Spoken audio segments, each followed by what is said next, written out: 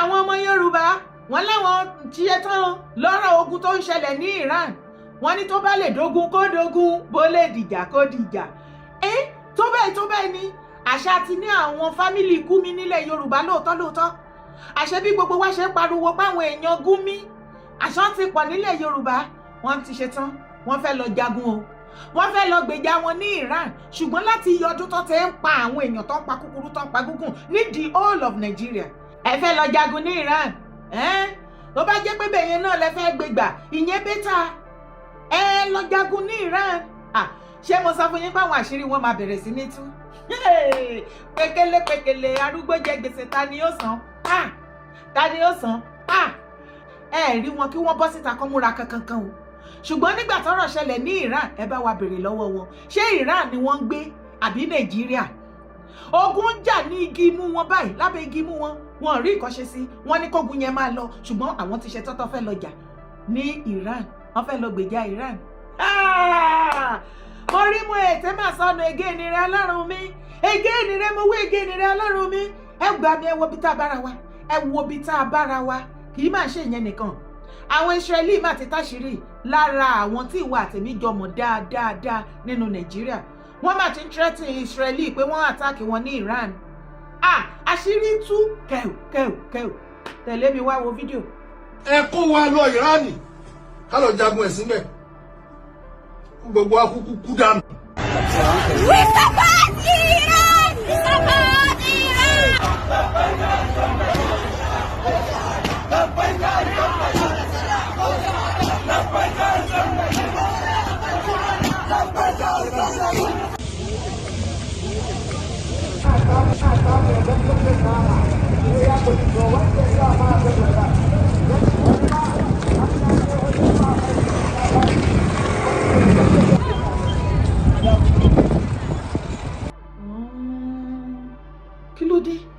Kí ló ṣẹlẹ̀?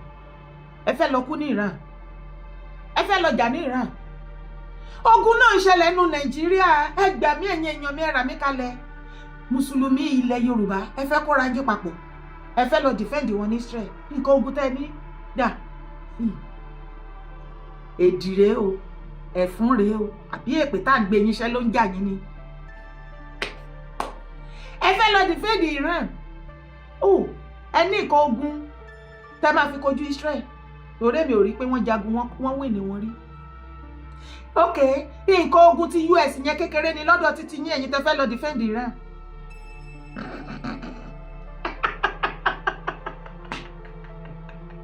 Ẹ jọ ẹ̀yin northerner ẹ̀ ń protest nǹkan ṣe protest pé kó má pa yín ní nọ́ọ̀tì àwa ń káàánú yín ẹ̀yin protest free Iran. Ẹ̀yin Mùsùlùmí ilẹ̀ Yorùbá ẹ̀yin extremist ẹ fẹ́ lọ jẹ̀jẹ̀ sí ní Iraq ẹ kúkú kú síbẹ̀ ibẹ̀ yẹn gan ló bẹ́tà ẹ lọ kú síbẹ̀ kẹjẹ́ ká rógun ká rí mú fi mí nílẹ̀ Yorùbá. Ọ̀pọ̀lọpọ̀ ẹ̀yin extremist Islamic leader ilẹ̀ Yorùbá ẹ̀yin awo Gumi sọ́dọ̀sì ló wà lórí yín o ẹ wá.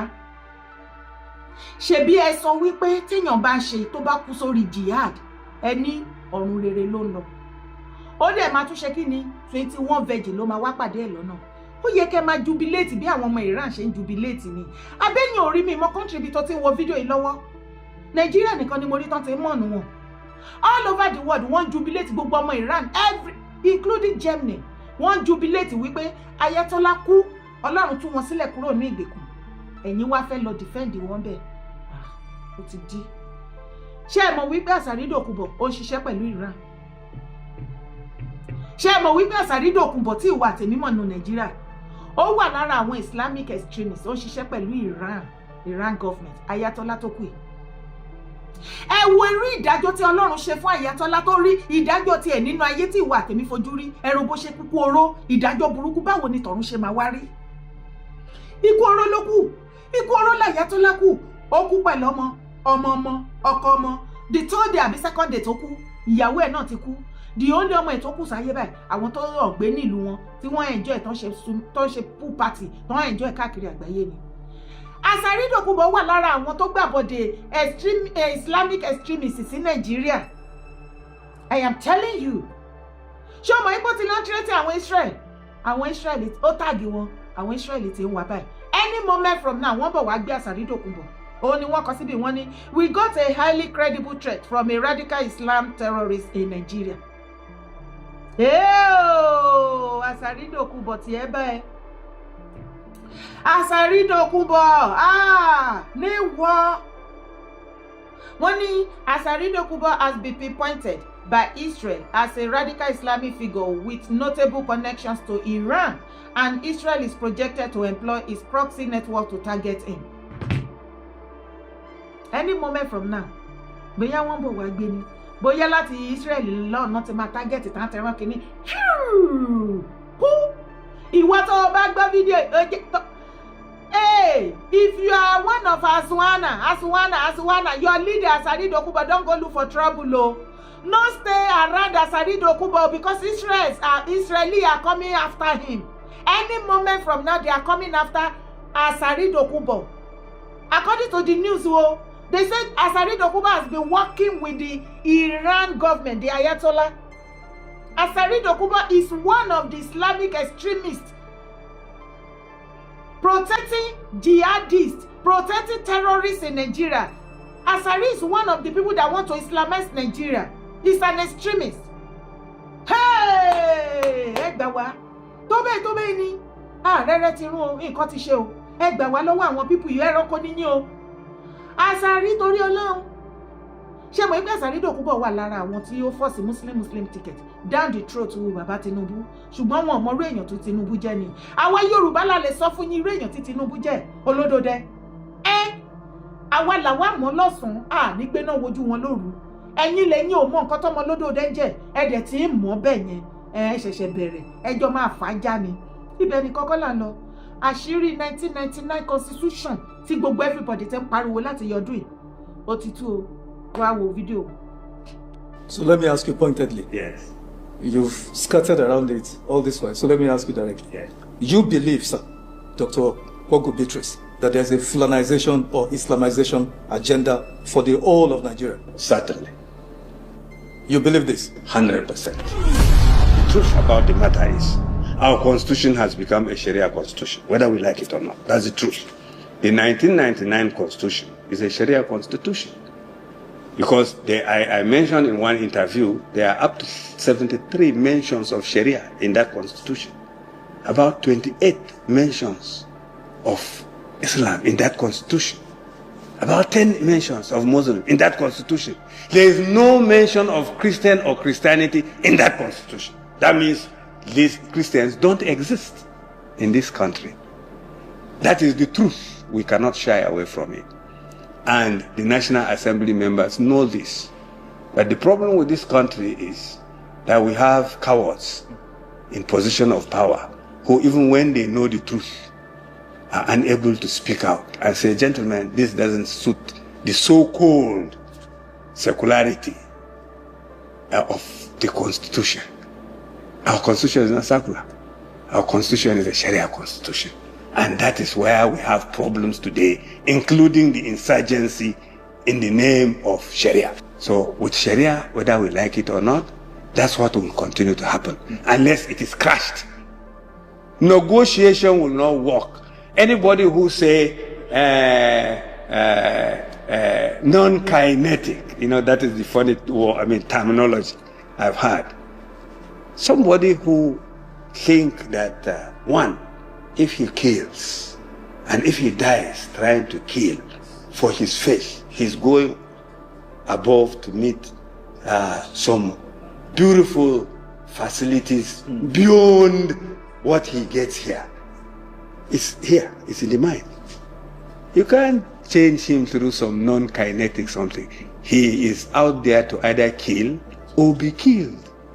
If somebody would voluntarily go and blow himself up just because he feels he's going to be rewarded, how do you solve the problem through some non-kinetic approach? So the issue is, this thing will not stop unless it is crushed. Now, whether you like it or not, it is not only Christians that are attacked in this process. to succeed even in changing the narrative or that Owo place, where majority of them were Muslims. Were they Fulanis?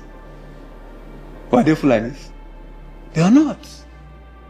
They can sacrifice people just to change the narrative. So the agenda continues, and it will not abate unless it is crushed.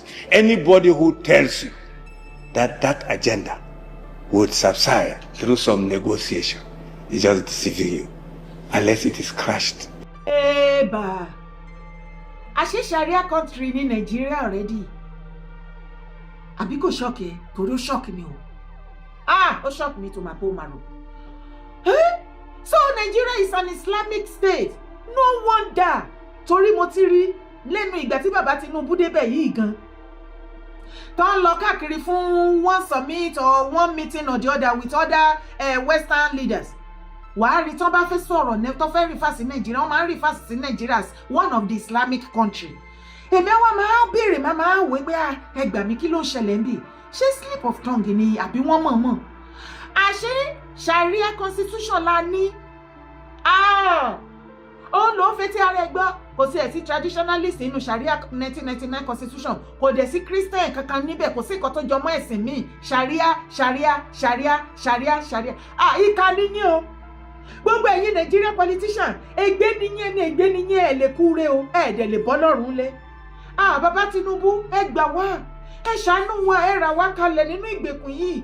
Ẹ̀yin lè tú wa lé. You are actually the best and the only candidate that can really set us free from this bondage. Nítorí ẹ̀ ni wọ́n ṣe fọ́ọ̀sì Muslim ticket fún yín. Definitely, a ti ní àwọn kankan tó fi gbá Muslim ticket yẹn tó fi fún yín ní support tó ṣe declare yín tó gbé yín síbẹ̀. Wípé kẹ́ ṣe. So this cabal, they have been waiting and been looking for a very long time. Fún kíni? Head of state tó máa ṣe kíni? Tó máa declare Nigeria as an Islamic state or a Sharia state. Ogun ti dé nìyẹn. Wọ́n ò rẹ́yàn àbí torí ẹ̀ náà ṣe pa Yar'Adua ni. Jonathan ò lẹ́mìí ẹ̀ ní ẹ̀mí Jonathan ò gbé. Àbí torí ẹ̀ náà ṣe lọ gbé Buhari wá. Buhari padà di Jubril. Ìgbà tán lo Jubril tán, wọ́n declare wọ́n ṣe wá sọ pé ó kú ní the same Buhari táwọn Western world ti pay condolence for years. Ìgbà tán lò tó ṣẹ̀ṣẹ̀ wá gbé, wọ́n ṣe sọ pé ó kú, wọ́n ṣe lọ sí. So bàbá Tinubu náà wá wò wípé wọ́n láyà ọmọ olódòdó ni. Ó máa declare Nigeria as a Sharia country or Àbájọ. Àwọn information yìí ni àwọn mufti ìwọ àwọn olúwo gbogbo àwọn tó ń ṣe tó múra kankan lórí Islam nínú Nigeria nílẹ̀ Yorùbá gbogbo kíní ló máa kì wọ́n láyà nìyẹn o. Torí ẹ ti mọ̀ wípé tẹ́ bá dédé bọ́ síta tẹ́ sọ wípé Nigeria is an Islamic state, ogun ti ṣẹlẹ̀ nìyẹn. Ṣé Christian máa lawọ́ wọn á kàn káwọ́rọ̀ bẹ́ẹ̀ wọ́n á máa wò yín, oníṣẹ̀ṣẹ̀ káwọ́rọ̀ wọ́n á máa wò yín, àti ọ̀pọ̀lọpọ̀ tí ọ̀tí ẹ̀ṣẹ̀ sí wọ́n á máa. Nigeria ti pín nìyẹn. Nàìjíríà ti pín nìyẹn, bóyá ká pín. Bàbá Tinubu, kò sígbà tí Nàìjíríà ò ní pín. Èmi personally mo mọ̀ wípé kò rọrùn rárá fún ẹ̀yin nìkan láti dá pín Nàìjíríà. I know àfi tá bá fẹ́ tanra wa. Ṣùgbọ́n bàbá tí ò ṣe wá rọrùn yẹn, ó ìrọ̀rùn fún yín láti pín Nàìjíríà sí méjì. Ẹ pín Nàìjíríà northern part of Nigeria and southern part of Nigeria. Ìyẹn kò yẹ kó difficult fún yín. Ẹ̀yin house, ẹ̀yin senate. Ṣé bí wọ́n ṣe ń ṣe Nàìjíríà ìṣòdùn mọ́ yín nínú? Ẹni ègbé ló pọ̀ jù nínú yín o. Màkàmàkà á padà kan yín o torí ẹ̀ ní wà nínú ìjọba for life. Bí òkàn yín á kan ìyàwó yín, bí òkàn ìyàwó yín á kan àwọn ọmọ yín. Ẹ kákùnrùn bíi ti Ayatollah. Ìdájọ́ Ọlọ́run á délé yín lórí. Kí ló dé? Àwọn awítọ́ wọn sunkún wọn láwọn mọ̀nà Ayatollah lẹ́yìn tó yẹ ká máa jubilate. Ṣebí ní jihad, ó kú sínú jihad. Ṣebí Sheikh Gumi sọ wípé ẹni tó bá kú sí jihad, ó kúkú tó dání. Ó ní Ayatollah is a lucky man, ó kú sórí jihad. Tó já sí wípé ẹ̀bà 21 vẹ́jì báyìí ni bàbá yẹn á máa bá sùn lọ́wọ́lọ́wọ́. Kò tiẹ̀ nímọ̀ bóyá ikú pa òun gan-an. Èyí tẹ́ fẹ́ wá lọ para yín sí Iran, tẹ́ fẹ́ lọ jagun, tẹ́ fẹ́ revenge ikú Ayatollah. Ayatollah ń bá fájì ṣe kíní tá à ń wí lọ́wọ́. Ẹ sì ní agbájá. Tó bá wá declare Nigeria as a Sharia country or Islamic country, bí wọ́n ṣe live ní Iran la ṣe máa live bó ṣe live ní Afghanistan gbogbo àwọn extremist Islamic country bó ṣe live modern slavery bẹ́ẹ̀ la ṣe máa live Nàìjíríà o eléyìí tó sọ wípé kò kan Christian irọ́ ni o ọ̀nà àti wọlé sí everybody lára ni o àti mùsùlùmí àti gbogbo wa àti Christian tó níṣẹ̀ṣẹ̀ tẹni tí ò ṣẹ̀sìn gbogbo wa lọ́jọ́ máa kó papọ̀ wọ́n máa fọ́ọ̀sì wa sínú aṣọ ọ̀fọ̀ aṣọ dúdú ni o wọ́n máa determine life wa ẹ gbà wá àwọn obìnrin tí ń ṣe rere láyé àbí obìnrin kọ́ ni vice president ní US ní èhó America ní during Joe Biden regime ṣebí obìnrin ni vice ẹ̀ ṣé obìnrin ò ti ṣe president in Africa ní Liberia àti bẹ́ẹ̀ bẹ́ẹ̀ lọ wo bí àwọn obìnrin ṣe ń ṣe rere láyé ṣùgbọ́n àwọn mùsùlùmí àwọn extremists àwọn islamists àwọn extremists God àwọn sọ wípé àwọn obìnrin Ọlọ́run dá àwa fún àwọn ọkùnrin bíi ewúrẹ́ àti àgùntàn láti máa lò wá bó bá ṣe wù wọ́n ni tó já sí wípé àráyé wá akọ̀wáyé ṣá ṣé irú ayé tó yẹ tí ìwà tèmi fẹ́ gbé nìyẹn ọ̀dà rẹ̀ torí pé a fẹ́ ṣe ẹ̀sìn ó lè dọ̀la kí sọ pé igi ni mo fẹ́ máa bọ abẹ́yìn òrí China ni bọ́ ti ń bọ òkúta wọ́n ń bọ aláǹgbá wọ́n ń bọ igi kò sí ìkọ̀tọ̀ kì í bọ wọ́n bá ráyé wọn sọ́dọ̀ Ọlọ́run wọ́n dẹ̀ ṣe lé ayé wọn wọ́n ṣe lé ayé wọn ogun ẹ̀sìn ṣe wá dogun tó dọ̀ràn báyìí torí Ọlọ́run so Sharia constitution là ń lò wọ́n ní kò tẹ̀ síbi tó ti mention Christian àbọ̀níṣẹ̀ṣe àbí anything Sharia abájọ tí wọ́n refuse ṣebí wàá ti máa gbọ́ láti bí ọjọ́ mẹ́ta mò ń ṣe àwọn fídíò kan mo ní Northern àti President Trump wọ́n ti fẹ́ fà á já báyìí torí President Trump sọ wípé kí wọ́n lọ cancel Sharia lọ àwọn Northern ní kàkà kílẹ̀ kú ilẹ̀ àṣà ni wípé instead táwọn fi máa cancel Sharia lọ nínú Nàìjíríà àwọn ti ṣetán láti jagun kọ́ pé Nàìjíríà bàbá Tinubu alva